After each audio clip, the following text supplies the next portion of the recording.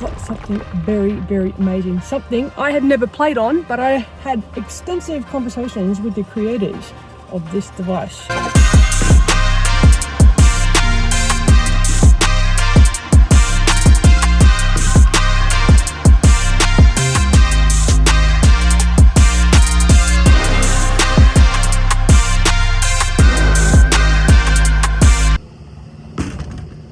This is Canning Vale. I've actually found pets in Canning Vale. They're not listed anywhere. You have to find them just by looking on Google Maps and doing the old pinch and spending hours over your coffee looking for them. It looks like it's caged. I parked there. Sorry, gate. They're making us walk right around. I hope I can open the gate, otherwise I'll look silly.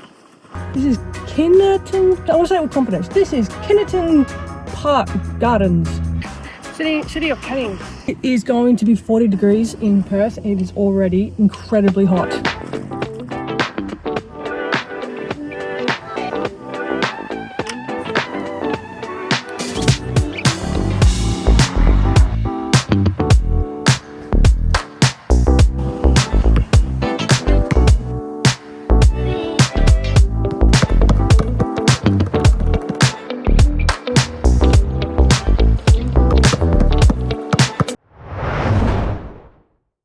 Met a guy who is a council worker who puts up the nets here, and he installed this one. He said he had to modify it. Didn't fit the backboard properly. That one, because it's not a like for like. The older one was different. Commending him on how he put it on the shooter square correctly. And then I said, oh, you probably know if you do this for a living. And I was being polite because so many people actually don't know and they put it on the shooter square wrong. He goes, oh yeah, I am familiar, I'm a basketball coach. He coaches under 12s league, I think he said, in Rockingham. I'm like, oh my goodness, a hooper. We have a hooper back in the Gold Coast who works on the council, taking care of some of the basketball courts. Shout out to her, because she is a baller. Big help. He said this is the city of Canning. So we're in Canning Vale. I thought this was the city of Gosnells. I'm from here and I don't know that. And the Infinet net is here, and he said that there's about possibly 6 to 7. I'm like, oh, in Perth. And he goes, no, in the city of Canning. Like just these surrounding suburbs. That one, I don't think the people here like that. There's been a couple of complaints. Every now and then when you get the one you get one shot that sort of bounces, sort of might hit the side and it might ping back out. Come in on an angle like that, it sort of hit there. So if it was a chain, it would go in. It's been pulled a couple of times and the finger's been broken. Oh, it obviously can't be a basketball that's done that. Nah, they're hanging off it. And that's why one of the little teeth are missing, because they've yanked it down. But you're taking the teeth off. And the idea of that is so if you take all the teeth off, you know it's just going to be a boring round rim with nothing, because you can't attach a net to it. There's no hooks. You need to have a wave rail rim, or a rim that's got space in between the loops so that you can loop on a net.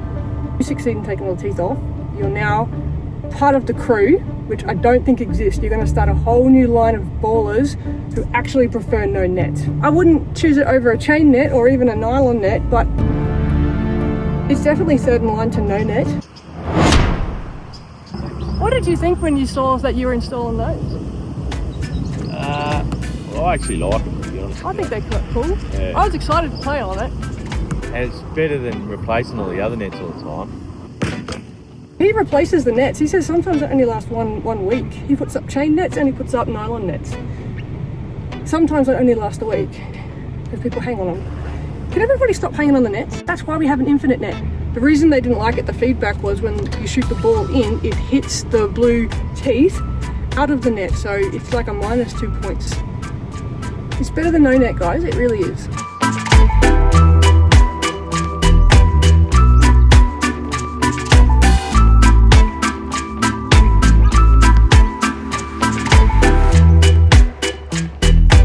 First court I've seen with the Infinet net. I'm going to go to all of the Infinet net ones, and if I find that it bounces back out, I want to see the ratio of that. Ratio of the ball being swished in no net and having it go and just like run off into the distance is worse than the Infinet net every now and then the ball popping out. If it's popping out like all the time or constantly, yeah, that would be very annoying. But if it's just like one in 1 in 10 even, is better than 10 of 10 no net with the ball running away because there's no net. Another baller rocked up. True baller. He has shown up in 40-degree weather in a hoodie.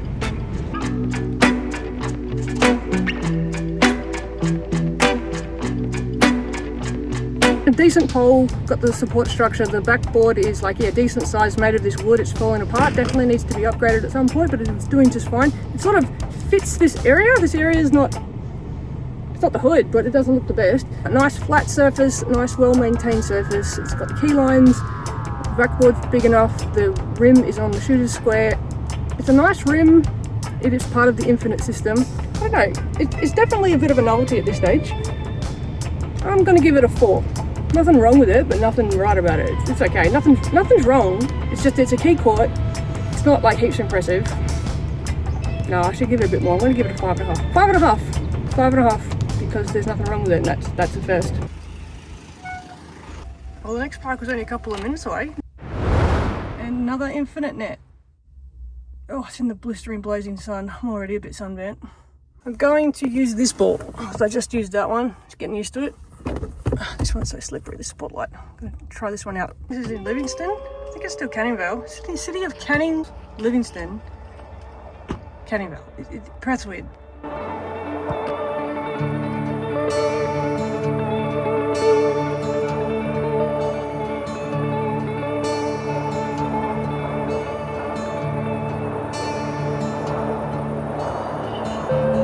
God, it's so small. I'm not going to call the other courts a key court. This is a key court.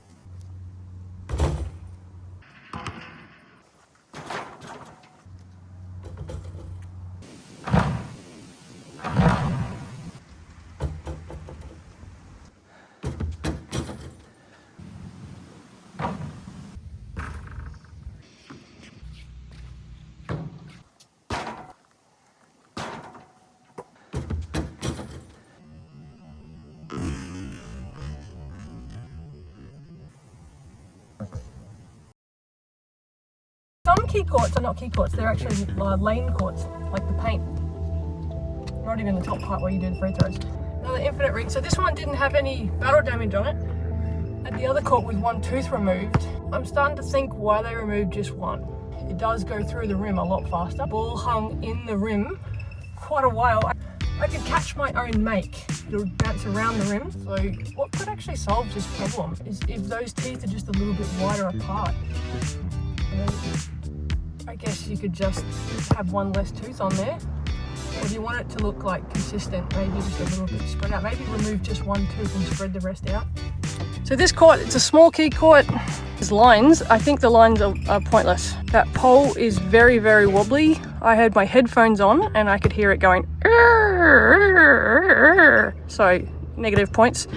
The backboard, it's just they just put cheap wooden backboards up in Perth, but I do like the size of it, so well done. The Infinet net, I think that's great. I like it. I like chain nets and nylons, and then this one. So better than no net. The park, I like the area. I don't know, it's small. With the amount of space there, you probably could give a quarter court, like a quite wide to the entire 3-point line. Has a kids park, has nice trees. It's a very nice area. I really like it. You feel nice and safe in Perth, balling in these areas. Bad pole, okay backboard, Infinet rim. I would like to give it a 2, but the vibes scream a 3.5. So small. I'm gonna give it a 2.5. It's a 2.5 because it's so small. Like you could barely shoot. No, it's going down because like, what's the point? You have to shoot on the grass. Okay, what's failed us here, besides the pole, I'll just deal with the pole. What has really failed society today is the size of that slab. Did you run out of concrete? Is concrete back in stock? Whew. That is a true key court. I don't know, I'd like to give it a 2, but that court's just too small. I wouldn't bother coming back. Yeah, this one's a 1 just due to the size of the court.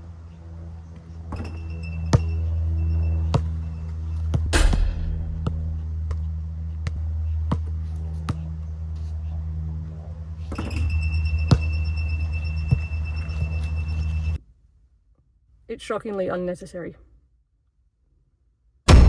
Okay, look, I'm not good at the English, and now I know it's because I grew up in Perth. It looks like it's Karri. Karri Park in Livingston Estate in Canning Vale. What would you guys give this court?